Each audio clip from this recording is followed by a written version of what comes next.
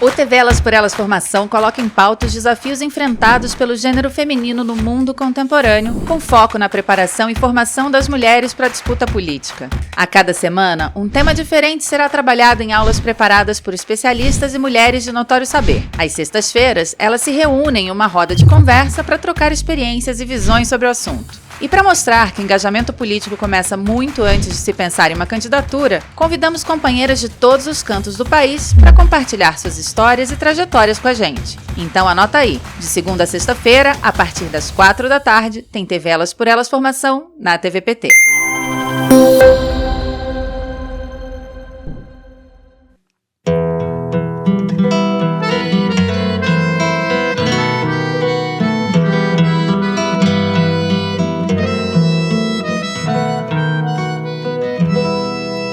Lugar que é bom pra mim é onde eu quiser estar. A estrela ainda brilha, ela é quem vai me guiar. Ser guerreira é minha sina, batalhando pra vencer. Tenho voz pra ser ouvida, tenho sonhos pra viver. Não vão mais conseguir me anular, me calar. Ninguém vai me impedir de cantar e lutar. Seja em casa, no campo, na rua ou na praça. Chega de mordaça, agora eu vou falar. Porque eu sou mulher pra fazer acontecer. Eu sou uma delas, são elas por elas, ocupando os espaços de poder. Na roda de conversa de hoje, a advogada e mediadora Maia Aguilera recebe Tereza Leitão e Macaé Evaristo para falar um pouco sobre os desafios na educação brasileira. Olá, companheiras! Um prazer reencontrá-las em mais um debate da TV Elas por Elas. Nessa semana, o nosso tema foi Educação Feminista. Meu nome é Maia Aguilera, eu vou fazer a mediação da nossa conversa. Essa semana a gente contou com aulas de duas professoras nossas do PT, professoras excelentes, que também nos presentearam com essas duas aulas. Tereza Leitão, que além de professora é deputada estadual de Pernambuco e coordenadora do Setorial Nacional de Educação, a CAED, e a Macaé Evaristo, que é professora também e vereadora de Belo Horizonte.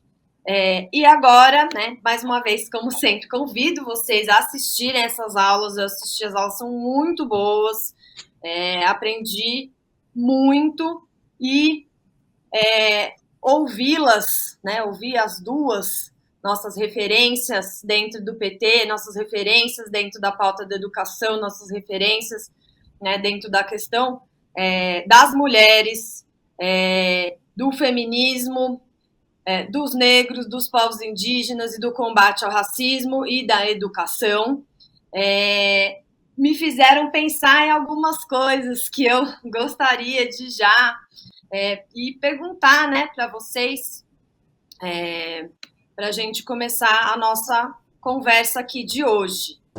Algumas reflexões, alguns pontos que eu acho que talvez a gente pudesse conversar um pouco mesmo, desdobrar, pensar juntas do que foi abordado nas 4 aulas que estão excelentes. Assistam, se você ainda não assistiu, não conseguiu assistir as aulas dessa semana, não perca, volta, está tudo na nossa TV, para você poder se inteirar e se aprofundar nesse debate de educação e feminismo, que é um debate fundamental para nós, como a gente vai ver agora. Então, a primeira coisa que eu notei, que apareceu tanto nas aulas da Tereza como nas aulas da Macaé, se não me engano, nas aulas 1 e 3, é a questão da divisão sexual do trabalho, dentro da questão da educação. Então, de cara, a gente já viu que a maior parte das trabalhadoras da educação, né, das professoras, são mulheres. E a gente, além disso, tem também, dentro dos trabalhadores, das trabalhadoras da educação, tem também a questão de que algumas funções são exercidas majoritariamente por mulheres e outras funções são exercidas majoritariamente por homens, né? E a questão da educação, quanto mais voltada também para as crianças menores, um número ainda maior de mulheres e de mulheres negras, né? Que são essas professoras, as trabalhadoras da educação.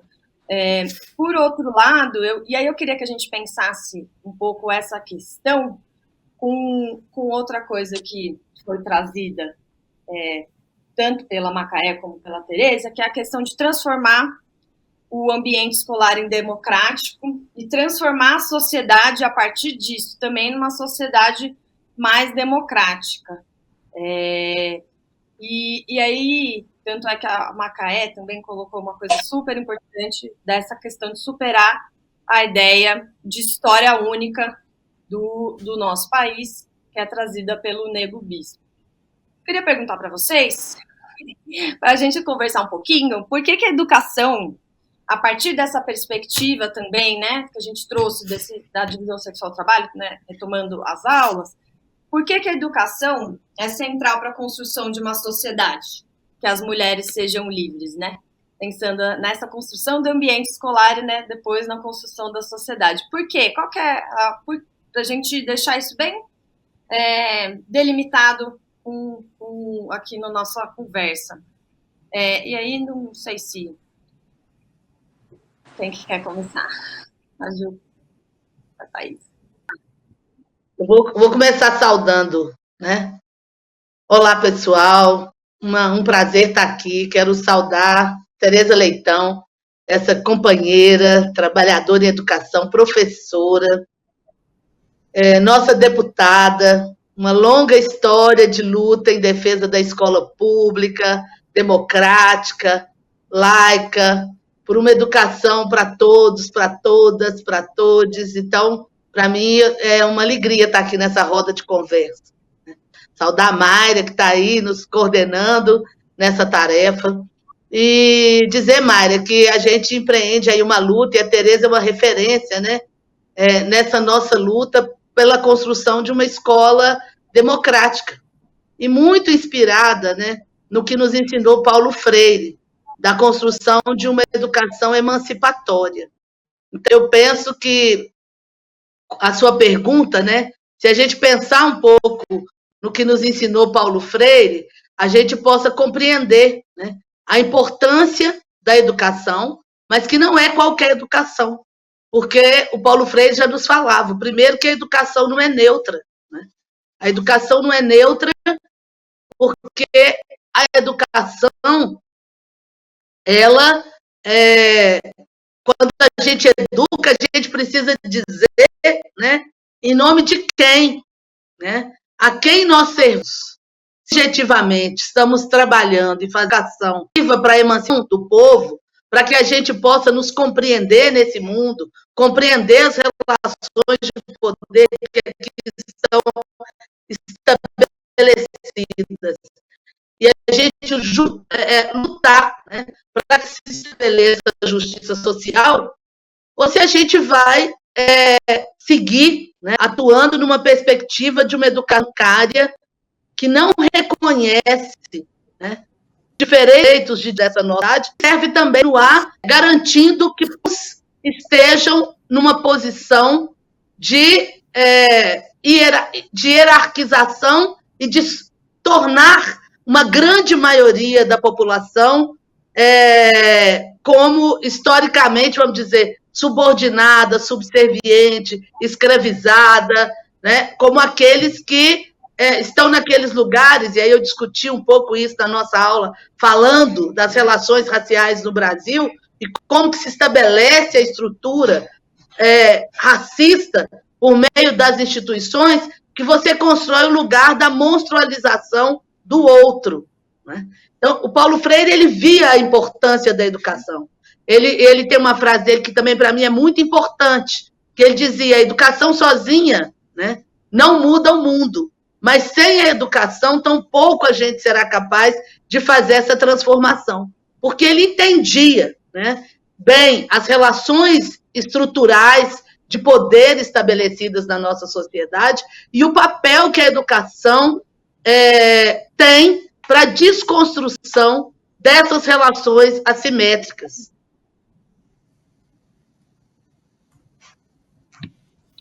Perfeito, Macaé. Acho que é um pouco isso mesmo, né?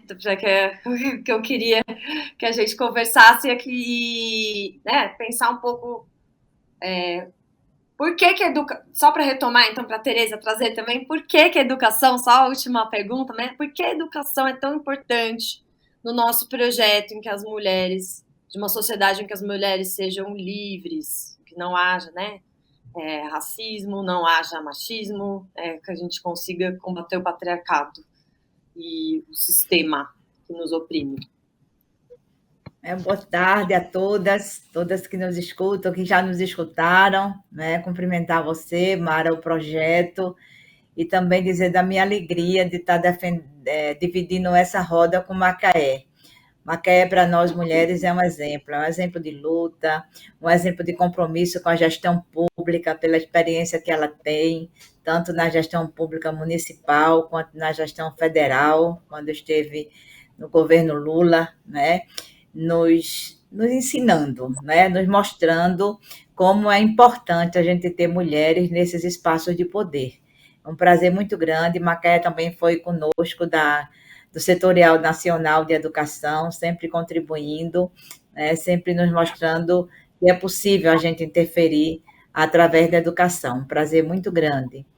Queria dizer assim, seguindo também esse mesmo raciocínio de Macaé, a educação e a escola pública são espaços, sem sombra de dúvida, de intervenção social. Dependendo do projeto, pode ser uma intervenção conservadora, que é isso que o governo atual quer, o governo Bolsonaro, através da escola sem partido. Dizer que a escola é sem partido é querer dizer que a escola é de um partido só. É o partido da neutralidade. E a escola não é isso, a escola é diversa. E a escola precisa contemplar essa diversidade e ter uma posição. Eu gosto de dizer que o projeto da escola é um projeto político-pedagógico, porque ele tem que ter direção. Ele tem que dizer a quem ele vai servir, contra quem ele vai servir, o que é que ele quer, com quem ele vai construir essa posição de liberdade, essa posição de autonomia, trazer para a organização curricular os temas da vida das nossas crianças, dos nossos jovens, dos adolescentes. E a escola democrática, ela considera a construção da democracia na própria sociedade, ela como um organismo que vai contribuir. Como bem lembrou Macaé, uma intervenção de muita sabedoria de Paulo Freire, que colocou justamente a importância da sociedade. A educação sozinha não transforma a sociedade, a gente precisa de um abraço maior, não é? Mas também, sem a educação, a sociedade não se transforma, porque a gente não aponta as desigualdades, a gente não aponta proposições, a gente não alfabetiza. Minha gente, o ato de alfabetizar é uma das coisas mais revolucionárias que existem. Uma mulher alfabetizada é uma mulher que tem um poder de intervenção desde a família, até na sua profissão, até na escolha de sua profissão. E quantas mulheres ainda não sabem ler? Isso é um exemplo bem simplório que eu estou dando. Tem pesquisas, por exemplo, que mostram que a mulher alfabetizada, se ela for mãe, isso interfere nos índices da mortalidade infantil. Então, a escola é um direito, a educação é um direito. Isso na sociedade se reflete.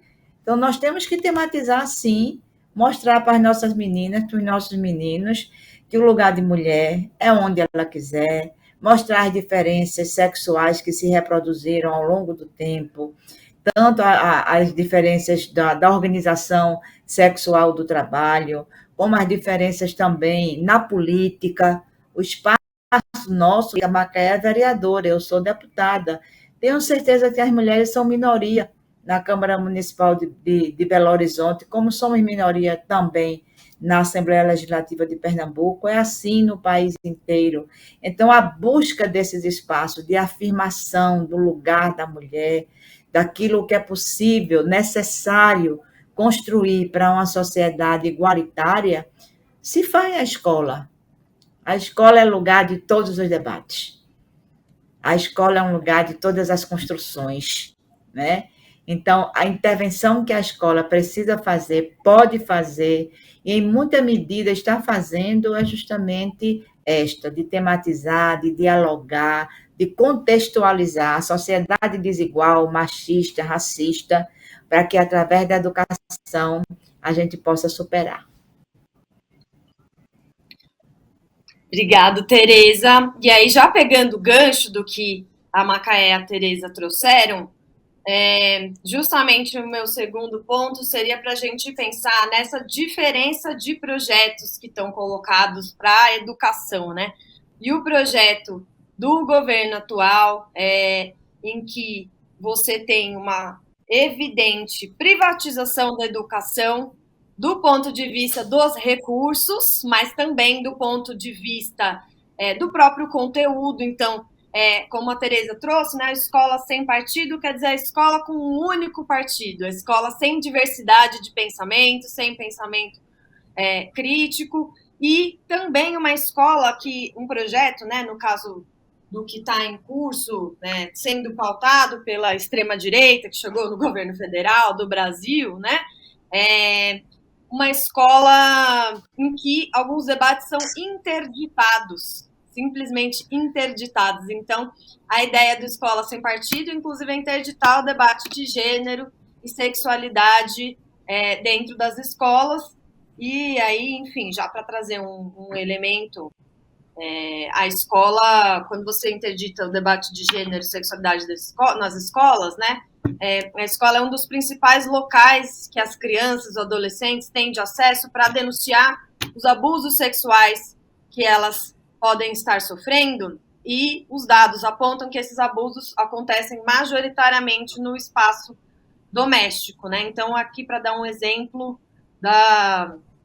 dos efeitos devastadores e nefastos que tem essa proibição de certos debates e esse reforço de certas ideias e essa postura da história única, da possibilidade única, de negação da diversidade do Brasil e de reforço de um discurso hegemônico, né, que, inclusive, não tem amparo na lei, porque, como a Macaé trouxe também aqui, a gente já tem leis que determinam o ensino da história e da cultura indígena e afro-brasileira nas escolas, né? Então, a gente tem um projeto que está em curso da direita, que inclusive, não tem amparo na lei que eles estão fazendo, mas, no entanto, eles estão pautando isso. Eu queria perguntar para vocês ou então até já fazer uma pergunta mais aberta, tipo, para a gente falar um pouco do que é esse projeto, vocês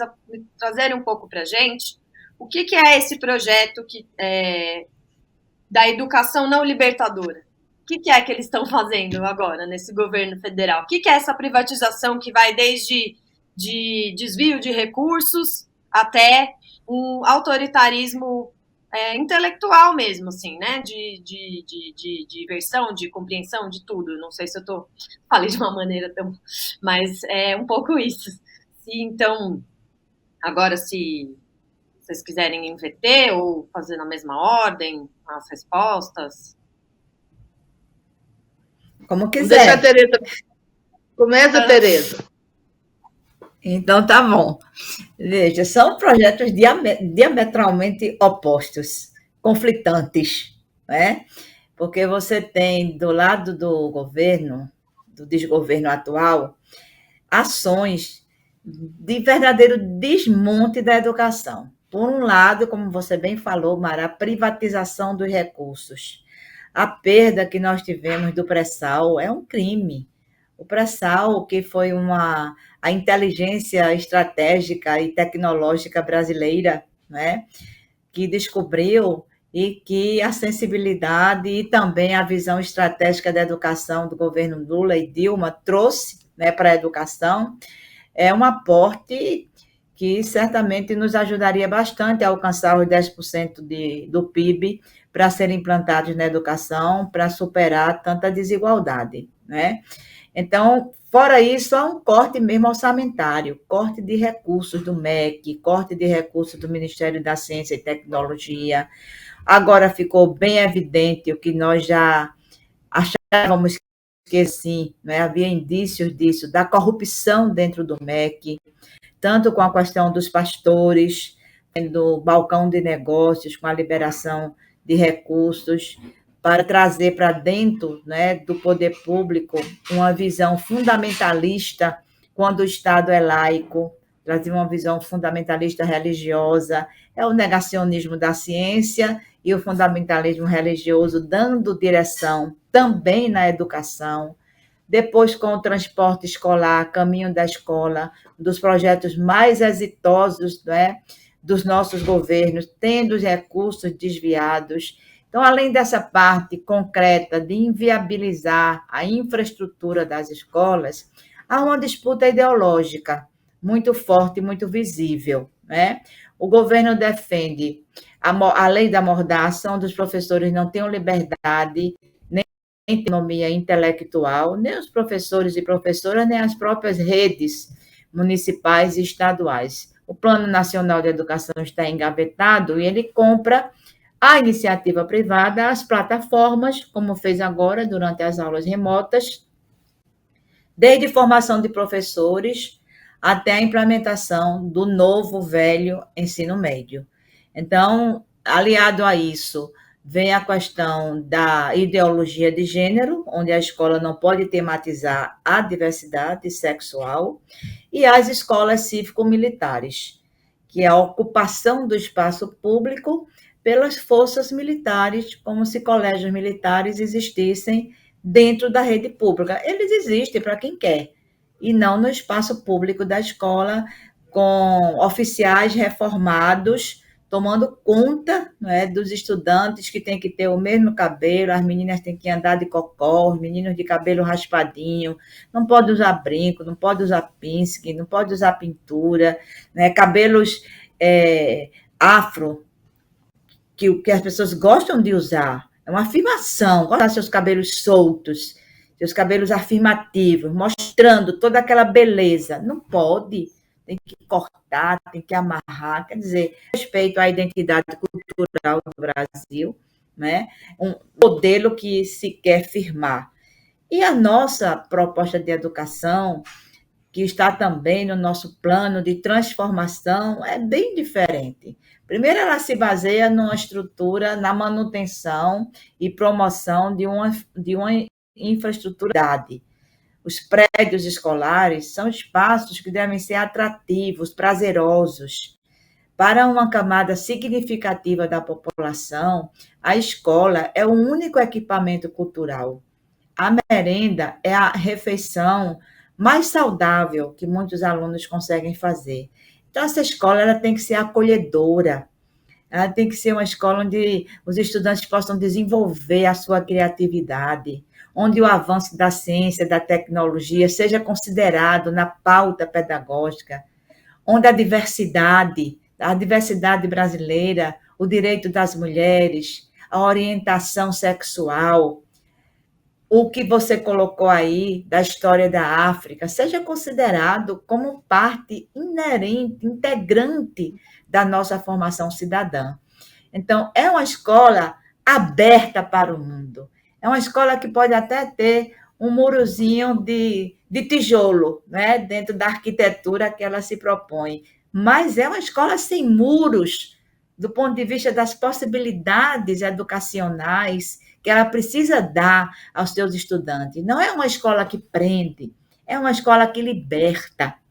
Não é uma escola do atraso, É uma escola de um horizonte de possibilidades, tanto para estudantes como para professores, para os trabalhadores da educação. É uma escola para construir felicidade. É isso que está no nosso projeto, que eu espero que possa ganhar as ruas, ganhar as mentes, ganhar o coração das pessoas, trazer a esperança e o sorriso de volta para todos os brasileiros e brasileiras.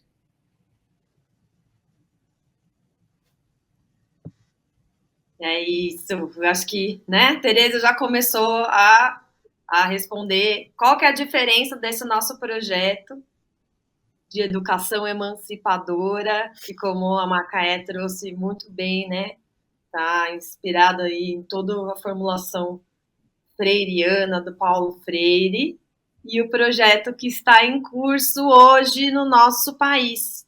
Queria ouvir um pouco a Macaé também sobre esse assunto, por favor. Bom, eu acho que é bom ouvir a Tereza, porque a Tereza enche a gente assim de esperança, né? Eu acho que então, a centralidade, eu vou dizer, do nosso projeto de uma escola democrática é a plena consciência que nós temos, né? Que a escola e que a educação, ela é um espaço, né? Onde a gente trabalha cada vez mais, né? Reconhecendo as diferentes humanidades que existem nas pessoas, né? A vocação do ser humano para a construção permanente e cada vez mais da sua humanização. Eu acho que esse ponto, para mim, ele é fundamental quando a gente olha para o projeto político desse governo que aí está, que deu demonstrações, né, do que pensava desde o período da sua campanha eleitoral, mas a gente pode dizer que esse projeto estava se delineando, né, desde o golpe na presidenta Dilma, porque ele é um projeto que ele vem trazendo para o campo educacional, né, narrativas que tentam legitimar, para mim, a desumanização e uma indústria mesmo da morte. Primeiro porque ele reafirma o racismo, né, reafirma o racismo quando ele não tem nenhum constrangimento em estabelecer políticas para exterminar as populações indígenas, para negar o direito dos povos originários sobre os seus territórios, de negar a humanidade das populações indígenas, né? A mesma coisa ele faz com as comunidades quilombolas e ataca os seus territórios, né? Da mesma forma, esse governo, né, ele faz escárnio da construção, por exemplo, da Fundação Palmares, né? A instituição privilegiada no reconhecimento das comunidades quilombolas e que tem anos de trabalho, né, no fortalecimento de uma agenda de reconhecimento dos saberes e da cultura da população negra, né? E ele é cirúrgico nessa sua atuação, nessa sua agenda, né, de extermínio, de genocídio, e aí vamos dizer de epistemicídio, né? De epistemicídio dos conhecimentos e dos saberes de mulheres negras, de homens negros, de comunidades indígenas, de populações ciganas, né? De tudo que não se enquadra, né, dentro de uma estrutura que a gente precisa lembrar aqui, uma estrutura que foi muito bem engendrada, né, para a fundamentação aí do capitalismo, que é construir segregações, né, e hierarquizações para criar uma suposta naturalização da opressão. E aí, no campo educacional, esse governo que aí está, uma primeira medida dele, aí eu vou dizer uma medida administrativa, né, foi quebrar, no âmbito do Ministério da Educação, com a SECADI, que era a Secretaria de Educação Continuada, Alfabetização, Diversidade e Inclusão. Um marco na política educacional dos governos do presidente Lula e da presidenta Dilma, para dizer, né, que não basta a gente reconhecer, né, do ponto de vista da legislação, nos marcos normativos, né, a igualdade de direitos, mas que é preciso a gente também construir ou desconstruir uma estrutura de Estado que aí está, que no Brasil, né, ela se instituiu de uma forma patrimonialista, que sempre atendeu a interesses de pequenos, né, e os mesmos grupos ao longo da história. Então, no Ministério da Educação, pela primeira vez, a gente teve uma secretaria que tinha um olhar para a redução das desigualdades e que olhava, gente, para as diferenças, né, construindo uma agenda afirmativa.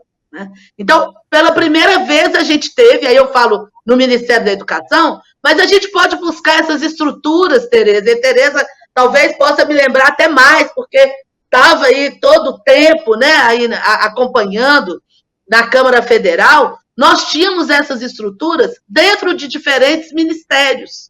Foi possível construir políticas para a saúde da população negra, construir mecanismos específicos para a saúde da população indígena, compreendendo, né, que se nós reconhecemos as diferenças, as humanidades, as situações de desigualdade, nós precisamos atuar sobre essas desigualdades. Então, é muito claro que nós temos hoje, no governo federal, né, representado por esse governo que aí está, né, um conjunto de ideias, né, que empreende uma política que a gente chama de uma política de morte, uma necropolítica, porque quer nos apagar, né? Quer nos apagar como nas nossas subjetividades, nas nossas identidades e também nos nossos saberes. Então, nós temos uma lei que inclui história e cultura dos africanos e dos afro-brasileiros nos currículos escolares, né? Nós temos lei que trata da história das populações indígenas. A nossa Constituição reconhece o direito de ser quem somos, homens, mulheres, população LGBTQIA+. Né? E eles querem que as escolas silenciem sobre essas questões. Como nós vamos silenciar se a gente convive hoje de uma maneira estarrecedora, né, com assassinato, com a banalização da vida dos jovens negros, quando a gente convive com índices alarmantes de feminicídio, e quando a gente olha os indicadores, nós sabemos quem são as mulheres, né, que estão sendo exterminadas nesse país. Você falava da situação das infâncias. Vamos pensar o que essa pandemia significou para as nossas populações trabalhadoras, periféricas, nas áreas, no campo brasileiro. A total ausência de assistência educacional, porque nós não tivemos acesso à inclusão digital. Então, quando nós estamos falando de uma educação emancipatória, nós também estamos dialogando com uma agenda de uma política que ela pede, né, agendas que são intersetoriais, que dialoguem na garantia das condicionalidades para que, de fato, a gente garanta o direito à educação, o direito a uma educação integral. O que a gente está vendo desse governo são cortes sucessivos. Né? Começou no governo Temer, com a aprovação da emenda constitucional 95 de 2016. Nós enfrentamos inúmeras tentativas de acabar com o Fundeb. Temos enfrentado, e aí depois queria até que Tereza pudesse comentar um pouco, Tereza. A gente tem aprovado o piso, mas a gente está enfrentando também, no âmbito dos estados, uma série de ataques, né, aos planos de carreira dos trabalhadores e trabalhadoras em educação, ataque às pessoas, às aposentadorias, aos fundos previdenciários, a tentativa de retirada de direito, né, de direitos dos trabalhadores e das trabalhadoras em educação, e isso tudo faz parte desse projeto de fragilização da escola pública, né, de privatização da escola pública, porque eles querem avançar sobre o orçamento da educação, privatizar o orçamento, mas mais do que isso, gente, isso tem um sentido. Tem um sentido que é produzir um retrocesso na universalização, na garantia do direito à educação. Então, o que nós avançamos a partir da Constituição de 88, está sendo rasgada por esse governo que aí está. Nós voltamos a enfrentar fila, né? Estudantes que não encontram vaga no ensino fundamental, coisa que tinha desaparecido, né? Da maioria dos municípios brasileiros, porque a gente sabia quais eram as crianças que estavam fora da escola, e tínhamos política para isso. Nós fizemos BPC na escola, né? Para dialogar com as crianças, com as famílias de crianças com deficiência que estavam fora da escola, para dizer para elas que a educação é um direito, que ninguém vai perder o benefício porque o seu filho está frequentando a escola, né? E a gente volta a perceber como que essa construção, né, da negação, da insegurança, porque, olha, gente, não está longe, não, né? A geração da minha mãe era proibida de frequentar a escola nesse país. Muitas vezes, mesmo tendo recurso para pagar, era recusada. Mulheres negras eram recusadas, homens negros eram recusados. Os filhos da classe trabalhadora não tinham acesso às escolas, porque não tinha escola pública para todos, né? A gente parece pouco tempo, né? São 20 anos, são 30 anos. E aí tem geração que está chegando aí que muitas vezes não viveu essa história. Mas nós sabemos quão frágil, né? Quão frágil ainda é a nossa democracia, porque, infelizmente, nós temos setores da sociedade brasileira que se submetem, né, com um projeto fascista, antidemocrático, né? As urnas, desqualificam as urnas, falam de fraude nas eleições, porque querem implementar um governo, né? Aí eu falava lá na minha aula que cuidado com o risco da história única, né? É porque querem implementar uma gestão, um governo, não é? De uma história única, que é a história da colonização.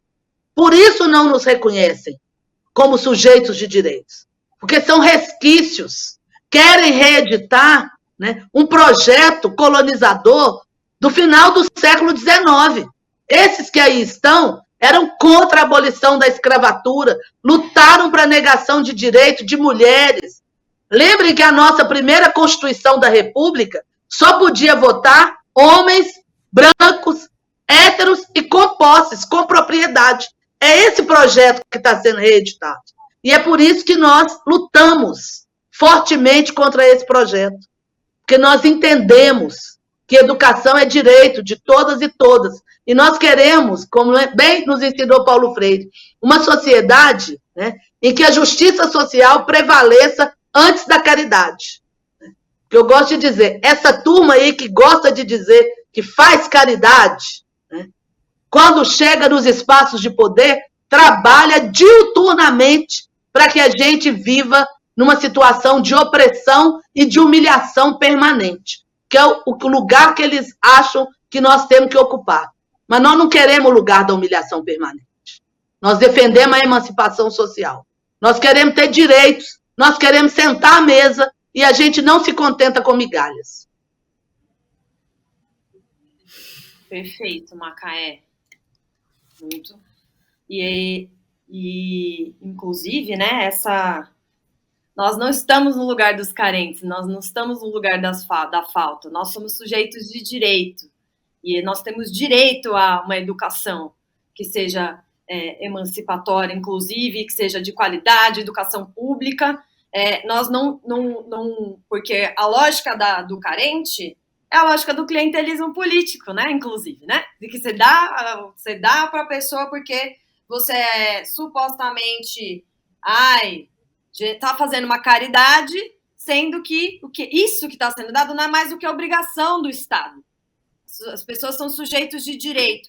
E pensando nessa questão de que nós somos sujeitos de direito e a gente coletivamente, organizadamente, consegue transformar as nossas vidas, é por isso que a gente luta todos os dias, eu queria ver se vocês poderiam trazer um pouco, pensando que a educação também é um espaço de o que a Tereza trouxe, né, que às vezes a escola é o único equipamento equipamento público que a pessoa tem acesso, né? E pensando também no sistema de participação social dentro da escola, né? e nessa questão de que muitas vezes os estudantes se contrapõem às questões dos professores e os pais, os responsáveis, mas no final a gente tem um espaços, na verdade, não só um, né, de participação da comunidade com a escola e a própria, que muitas vezes, não, quando é a gente que está pensando com participação social, né, de acordo com esse projeto que a gente falou na pergunta 1, né, quando a gente está pensando isso, é um espaço de formulação coletiva mesmo, né, de participação social. Eu queria ver se vocês poderiam nos dizer como que nós, mulheres, como que as mulheres do PT, as mulheres de esquerda do Brasil, as mulheres que querem um mundo mais justo, podem se engajar nessa luta pela educação. Aí, eu pedi para vocês abordarem desde o espaço da escola, né, que quando a gente está, inclusive, às vezes a escola até é um espaço que vai para além do horário escolar, por exemplo, né, até a mulher na política, participação política, como é que a gente pode se engajar nessa luta pela educação? Nós que estamos aqui assistindo e fazer parte dessa transformação. Aí, talvez... Começo eu? O Macaé. Então. Fica à vontade.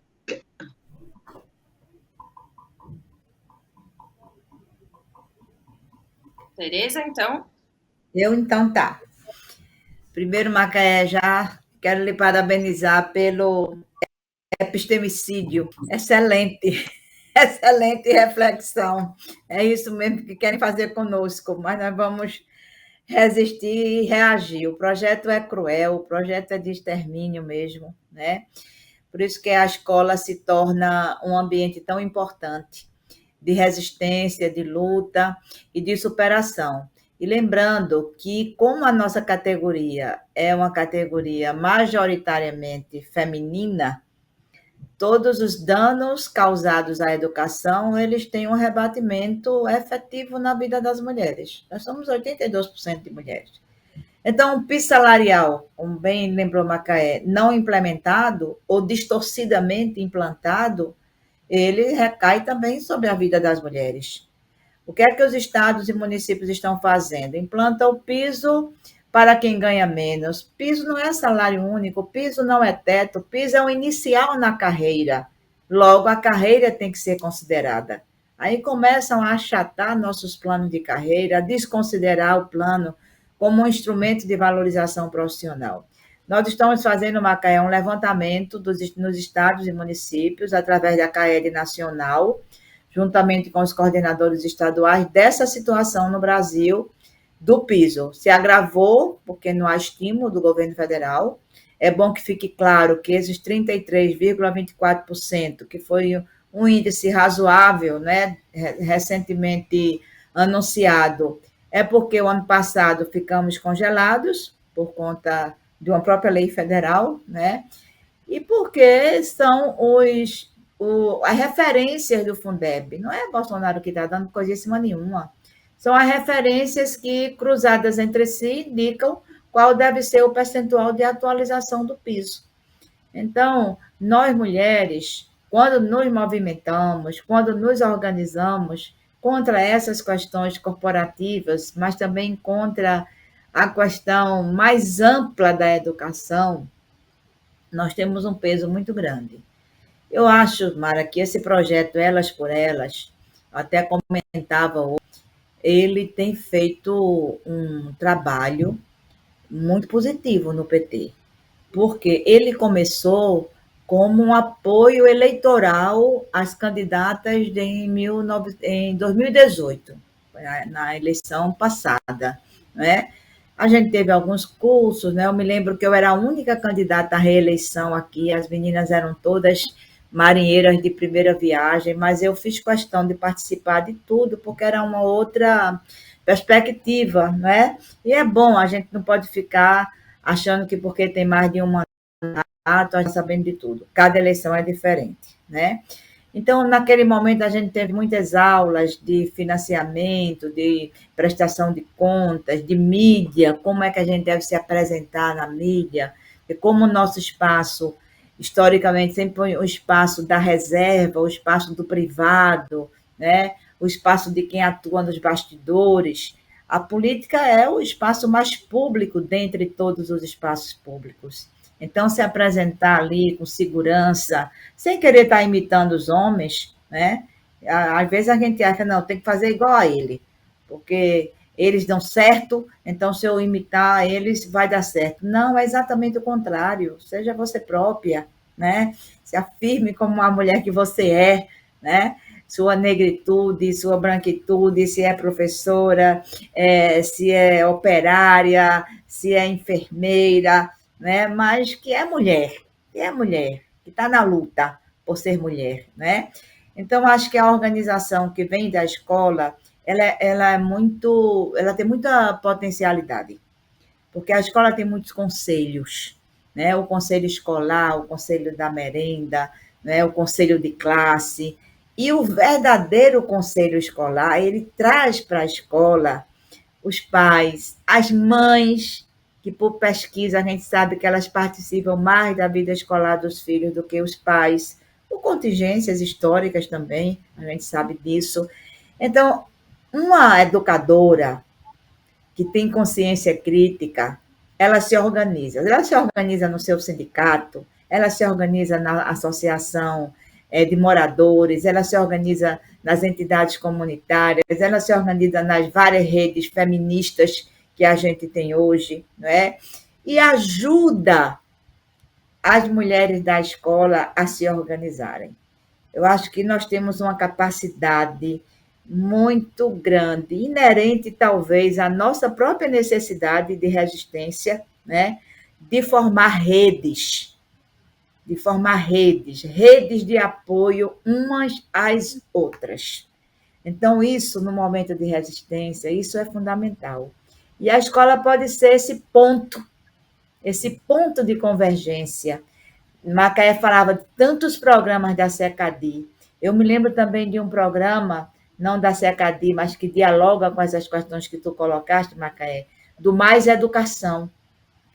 A escola funcionava no contraturno para a comunidade trazer para a escola os seus talentos. Se era uma roda de capoeira, se era uma roda de samba, se era uma pintura, se era um artesanato, mas trazia a sua identidade para dentro da escola. Então, era um sentimento de pertencimento muito grande, muito importante. E a escola não era apenas aquele prédio que eu boto os meninos para estudar. Não, a escola faz parte daquela comunidade. Então, nós mulheres precisamos investir muito. Eu acho que o PT ajuda muito, viu, Mário? O PT ajuda. A gente critica o partido porque ele é um partido democrático e ele tem espaços para a gente criticar. Mas é o primeiro partido que tem paridade, por exemplo. Não é só um partido presidido por uma mulher, né? É um partido que tem paridade nas suas representações, paridade nas suas direções. A gente tentou, inclusive, levar isso para o Estatuto da Fundação, né, que criamos agora conforme a lei eleitoral. Não foi acatada a paridade, mas a regra eleitoral ganhou um realce maior, os 30% que são praticados. Não é simplesmente 30% para a gente cumprir a lei eleitoral. Tem que ser 30% de mulheres com capacidade, com condições de disputa, com financiamento de disputa. Nosso partido, inclusive, amplia esse fundo eleitoral também para candidaturas femininas. Então, acho que o projeto Elas por Elas, ele ajuda muito, porque ele extrapolou, desde 2018 para cá, nesses 4 anos de sua existência, ele extrapolou daquela visão inicial de ajudar as candidaturas no momento de eleição. Ele vem trazendo temas importantes para a organização das mulheres. E parabenizo vocês por tratar esse tema, que não é só nosso, né, Macaé? A gente diz muito isso. Nós somos imprescindíveis, indispensáveis na política educacional. Nós, trabalhadoras, não. Sem nós, não se faz. Mas somos absolutamente incompletas. Nós não só precisamos umas das outras, nós precisamos de toda a sociedade, que nos abrace, que veja que é importante a educação, que bota a educação realmente no centro, né, no centro de uma disputa eleitoral e no centro da transformação da sociedade. Perfeito, muito obrigada, Tereza. Queria ouvir um pouco agora a Macaé também sobre esse assunto, como a gente pode se engajar nessa luta junto com as trabalhadoras da educação, né, e se completar aqui todas as mulheres para a gente conseguir, e toda a sociedade, para a gente fazer a transformação mesmo, que a gente estava falando desde o início. Ai, uma delícia ficar ouvindo a Tereza, né? Eu tô aqui. Você vai me fazer convencida. Eu que gosto de te ouvir. Ô, Tereza, eu adoro, eu fico aqui, eu acho maravilhoso. Ô, gente, assim, não, primeiro que eu acho que a gente tem muita sintonia, né? Que eu falo que a gente começa a se organizar, o espaço, a escola por natureza, eu acho que é um lugar muito importante, né? De formação, e nós, trabalhadoras em educação, trabalhadores, nós nos formamos, né? Nós nos formamos nas lutas. Eu penso que é muito importante a gente fortalecer, né, esses espaços colegiados que nós temos dentro das escolas, mas a Tereza lembrou aqui do Mais Educação, e o Mais Educação a gente pode viver uma experiência com o Mais Educação também que é muito interessante, né, que é pensar os coletivos, né, os conselhos por território, por bairros, né. Então, eu falo, a gente pode se organizar de diferentes formas, e mulheres nos organizamos em diferentes espaços, né? Porque as nossas identidades, elas também, às vezes, as pessoas querem nos fixar, e não é isso, né? Eu sou mulher, sou negra, gosto de samba, mas não significa que toda mulher negra gosta de samba. Então, a gente se organiza em coletivos culturais, né? A gente se organiza pelo ambiente de trabalho. Mas eu falo que, se a gente quer fortalecer a escola pública, uma forma muito legal é a gente olhar para as escolas públicas no território onde nós estamos inseridas, né? Quer fortalecer a escola pública? Comece contribuindo com a escola do seu bairro, né? Comece contribuindo com a escola da região onde você está. Porque a gente sabe, e nós vamos perceber os impactos, né, bem concretos de todas essas questões que a gente está falando aqui, no dia a dia das escolas. A Tereza falava aí, por exemplo, da importância de uma política de segurança alimentar e como que nós avançamos, né, com o financiamento e uma política de alimentação escolar e compra da agricultura familiar, né? E a gente sabe como que essa política ela vem sendo desconstruída e como que ela atinge de uma maneira muito crucial, né, os agricultores familiares, quem que são os agricultores e as agricultoras familiares, que não os pais e as mães dos nossos estudantes das escolas públicas, trabalhadores, né, que nos oferecem uma alimentação digna, saudável, né, que não é ração, como alguns governos aí queriam comprar, né, ração comprimido para as escolas públicas, até isso a gente teve que suportar nesses tempos, né, Tereza? Mas o diálogo com a condição concreta de vida de trabalhadores e trabalhadoras nas nossas escolas, que são o público das nossas escolas, eu acho que isso nos ajuda muito, né? Muito. Porque a política de fechamento de escolas, fechamento de escola no campo, fechamento de escolas em áreas urbanas, né? Porque eles vão construindo ali aquele olhar. Eu falo, a monstruosidade é sobre os sujeitos, sobre os territórios, né? E a gente fala de um racismo geográfico, né? E aí você vai nessas comunidades minando tudo, né? Você mina a escola pública, né? São os piores prédios escolares, é onde não chegam os professores com a melhor qualificação profissional, onde não tem financiamento objetivo para projetos pedagógicos. Então, se organize, né? E eu falo, é muito bom a gente se organizar em torno de agendas, eu acho que muito concretas e cotidianas. Elas não são menores, elas são muito importantes. Então, se eu luto pela escola pública do meu bairro, se eu fortaleço, a partir dessa luta, eu me vinculo às lutas do município, às lutas do nosso estado. Nós construímos conferências, é muito importante a gente dizer disso.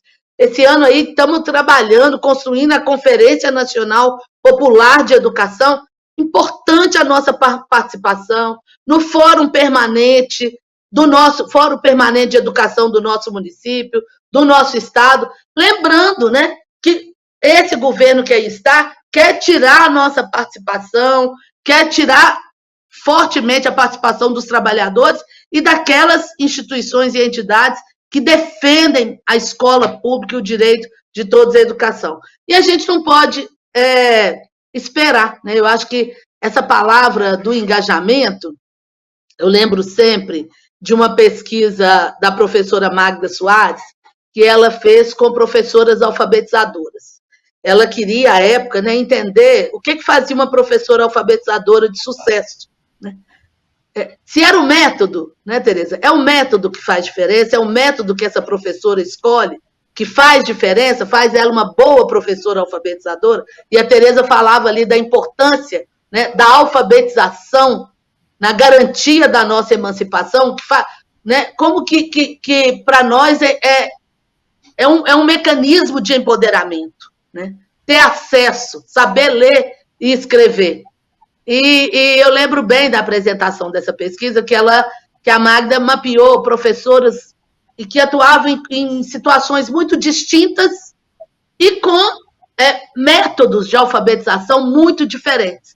E ela falava até de uma certa frustração, porque ela falava, sabe o que eu encontrei em comum nessas professoras?